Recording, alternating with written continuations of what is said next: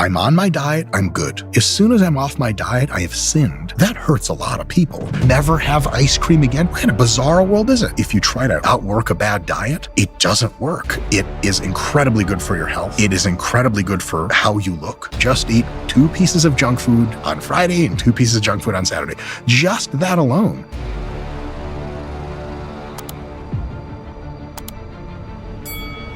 If I'm on my diet, I'm good. As soon as I'm off my diet, I have sinned. A lot of people have that falling off the bandwagon thing where they'll eat clean food, whatever that means, for weeks and weeks and weeks. They have one kebab, they have one cheeseburger, and they're like, that's it, man. I'm done dieting. I'm not a good person anymore. It's like that whole dichotomizing and kind of a religious approach, that hurts a lot of people because in reality, if you just eat a cheeseburger, your body's like, oh, sweet. Like I got a little bit more carbohydrates stored in the muscle. I recovered a little bit more. My diet fatigue is actually a little lower because you fed me some food. Tomorrow, I'm back on the diet. I'm making even better gains than if I didn't have that cheeseburger because I was so exhausted. And so a lot of people have that approach completely backwards and they're like, I'm either good or I'm bad.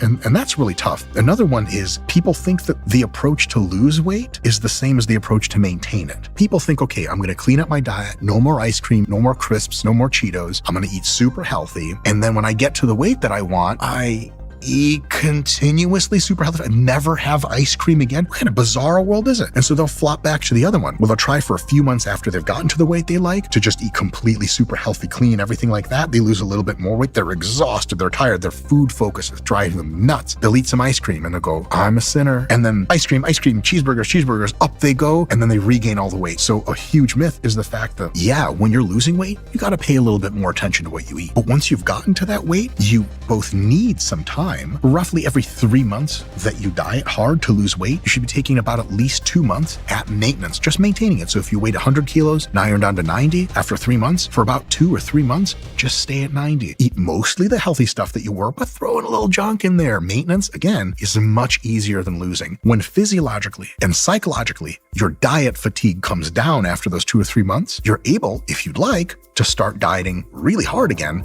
to get to that next goal that you have, or you just live in balance for the rest. But if we tell you like, here's your diet to make you lean and healthy, and you're like, okay, how long do I have to do this? And the doctor's like, forever? What am I supposed to do? I'm never allowed to have tiramisu after dinner ever again. And they're like, well, try not to. That's terrible advice. And not only do medical people too often say that, most people have that in their heads. And it's a very, very untenable situation. Diet has a bigger effect than exercise. As a heuristic, I'm very comfortable with 80-20. There are a couple reasons for that. One is there's the constrained energy hypothesis. It's also called Ponser's paradox. Basically, they realize that the amount of physical activity that humans can do has a range, but if you try to get people to like double their physical activity, you say, look, I'm not going to change my diet. I'm going to work out twice as much as the next guy. Your body becomes so fatigued so rapidly, and your metabolism adjusts itself. Your physical activity that's not planned exercise, like how much do you get up when someone calls you? Are you still on the couch talking to them? Or how much do you get up and walk around your kitchen a bunch? Your body makes all these adjustments. So if you try to really outwork a bad diet, it doesn't work. And usually you just come back to the same physical activity because you're too exhausted to continue, and then you fail. Whereas with diet, you can make some dietary changes, principle-based, like stop eating junk food every day and just eat 2 pieces of junk food on Friday and 2 pieces of junk food on Saturday.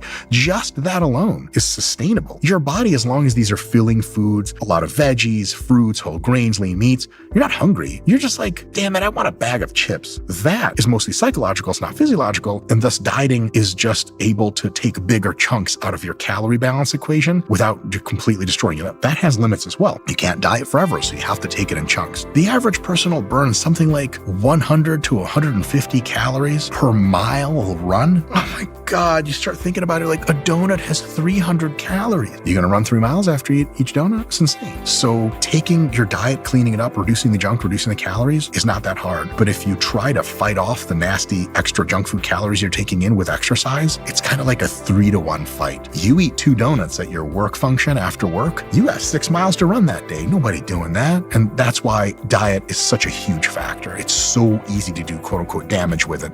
And it's much easier to take control of it versus with exercise. The boundary layers are just smaller, and what you would have to do to fight the bad diet is just grotesquely large and outside of those boundary layers. Typically, exercise does not dependably increase your hunger in most people. Depending on the context and the individual, it's not a dependable thing to say that doing more exercise necessarily makes you more hungry, which is kind of cool because usually you're not really any more hungry.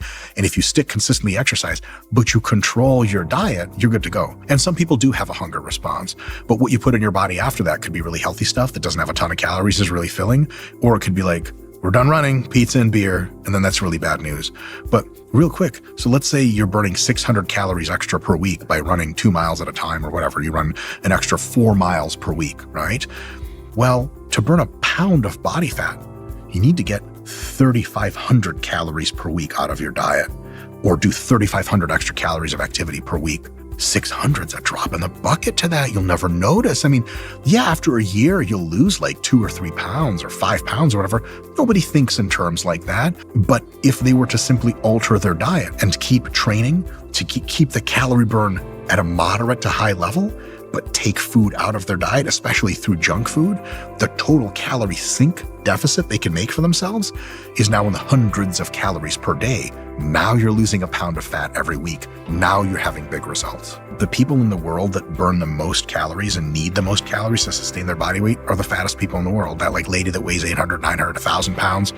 Like just to keep her the same size, it's 15,000 calories a day. And if it was all muscle and no fat, somehow she was 1,000 pounds of muscle, which would be sweet to look at. She would be burning like 16,000 calories per day instead of 15. And probably even that's an exaggeration. Muscle mass doesn't help you burn tons of calories. That's not what it's there for. It is incredibly good for your health. It is incredibly good for how you look. Those things by itself make muscle mass an awesome thing to do. But it is neither true to say that cardio reliably over the long term burns lots of weight off, and it is not true to say that gaining lots of muscle burns lots of weight off. What is really, really critical is, do you have a well-controlled, nutritious diet, and do you have an average, moderate to high level of daily physical activity? Dancing and swimming and running and having fun and chasing your kids.